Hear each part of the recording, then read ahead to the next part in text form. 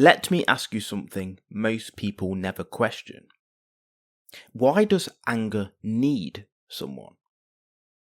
Why is it that the same situation, the same words, the same inconvenience can either pass straight through you or hijack your entire nervous system? So by the end of this episode, you'll understand why anger is rarely caused by events, and almost always caused by identity. This is the Zen koan of the empty boat, and once you really see it, anger starts to feel, well, unnecessary. So a man is crossing a river in a small wooden boat. The water is still, the air is quiet. Nothing dramatic.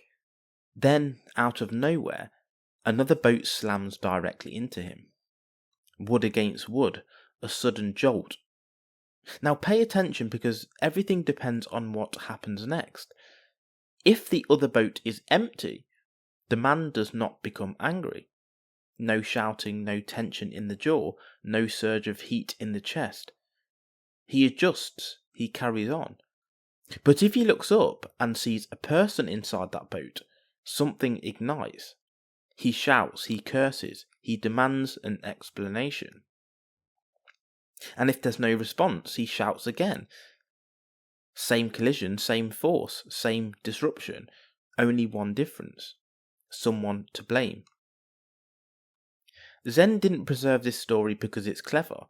It preserved it because it exposes something most people live their entire lives inside of. Remember, anger is not automatic. Anger is conditional. It requires an idea. Notice what actually triggered the rage. Not the impact, not the inconvenience, not the discomfort, but the thought, someone did this to me.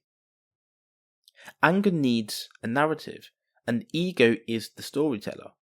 The ego says, I've been wronged, I've been disrespected, I didn't deserve this.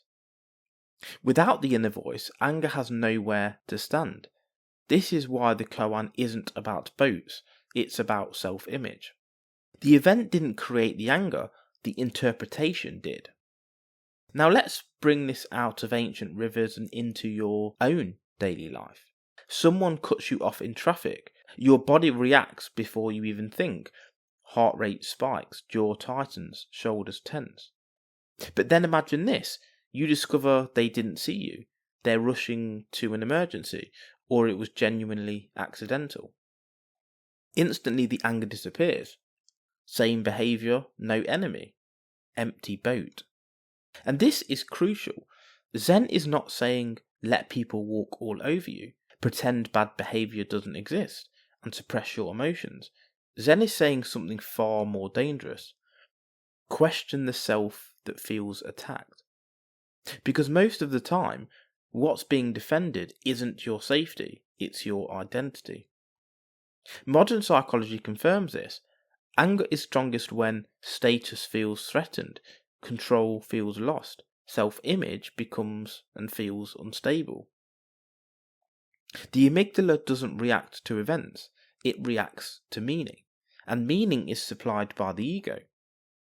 Zen just strips away the jargon and says, if there is no me in the way, what is there to offend? And here's where the koan turns inward. The real question isn't, was the other boat empty? The real question is mine. Because when your boat is full of pride, full of identity, full of self-importance, every bump feels like an attack. But when your boat is empty, life can collide with you all day long and nothing sticks. Watch someone who is deeply grounded. They're not calm because nothing bad happens to them. They're calm because insults don't lodge, criticism doesn't define, chaos doesn't personalize. They experience events without wrapping them around a story of self. That's not weakness, that's mastery. Anger dissolves when no one is to blame. Ego creates conflict. Not people create conflict. Not situations create conflict. Ego does. So the next time anger rises, and it will, don't ask, why are they like this? Ask, what identity am I protecting right now? Is it being right, being respected, being seen in a certain way? The moment you see that clearly, the grip loosens. And Zen masters say, if you empty your own boat, no one can collide with you. Not because the world becomes gentle, but because you stop meeting life with armour. And when there's no armour, there's no impact. So sit with this, not as an idea, not as a philosophy, but as an experiment. Where today can you let the boat be empty?